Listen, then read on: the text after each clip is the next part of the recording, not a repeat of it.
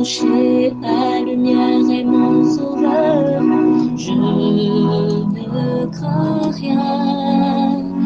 Il est mon rempart et mon ferme soutien. De qui pourrais-je avoir peur? Shalom. Nous avons aujourd'hui la croquette biblique numéro 330 tirée de Job au chapitre 38, versets 39 et 40. Il y est écrit: chasses-tu la proie pour la lionne et apaises-tu la faim des lionceaux quand ils sont couchés dans leur tanière, quand ils sont en embuscade dans leur repère. Dans certaines Bibles hébraïques, ce verset correspond plutôt au premier verset du chapitre 39. Donc, ça, c'est dans certaines Bibles. Mais l'idée quand même, globalement ici, c'est qu'il est fait référence au règne animal. D'autant plus que dans les précédents passages, on mentionnait l'astronomie, on mentionnait la météorologie. Pour se focaliser sur le passage, Dieu pose la question à Job. Est-ce que c'est lui qui donne une proie au lion, ou à la lionne, ou au lionceau? Pas du tout. C'est plutôt par leur instinct animal que le lionceau se met en embuscade pour repérer une proie. Et ils observent et trouvent le moment indiqué pour sauter sur la proie afin de se nourrir. Nous avons tous besoin de nous nourrir afin d'avoir les forces.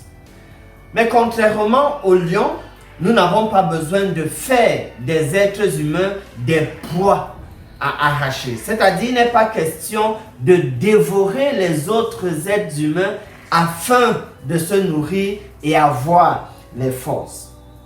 Nous pouvons comprendre, en rapport avec les soins spirituels, que c'est une activité. Chacun a des dons, il y a des secteurs d'activité. Les gens sont plus propices peut-être à comprendre qu'il faut dépenser pour un psychologue, mais comprendraient moins qu'il faut le faire pour un expert dans les soins spirituels. D'ailleurs, ceci a une valeur ajoutée puisque Dieu est au contrôle de tout l'accompagnement, de toute la procédure. En guise de promesse, dans Luc au chapitre 10, le verset 7, il est dit ceci: demeurez dans cette maison, mangeant et buvant ce qu'on vous donnera, car l'ouvrier mérite son salaire. Voilà la portion qui est intéressante ici. L'ouvrier mérite son salaire. Et donc, ce qu'il faudrait comprendre pour vous comme pour moi, c'est qu'en réalité, le meilleur salaire, c'est Dieu qui le donne. Tout comme avec la question que Dieu posait à Job, c'est pas Job qui donne une proie au lion. C'est Dieu qui a fait des arrangements pour que finalement, à un moment, le lion puisse avoir une proie. Et donc, c'est Dieu aussi qui pourvoit à chacun des besoins que vous et moi, nous pouvons avoir.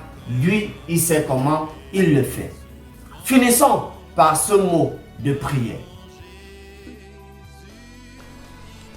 Notre puissant Père et Dieu d'amour, nous te remercions pour tes soins et ton amour pour toutes tes créatures.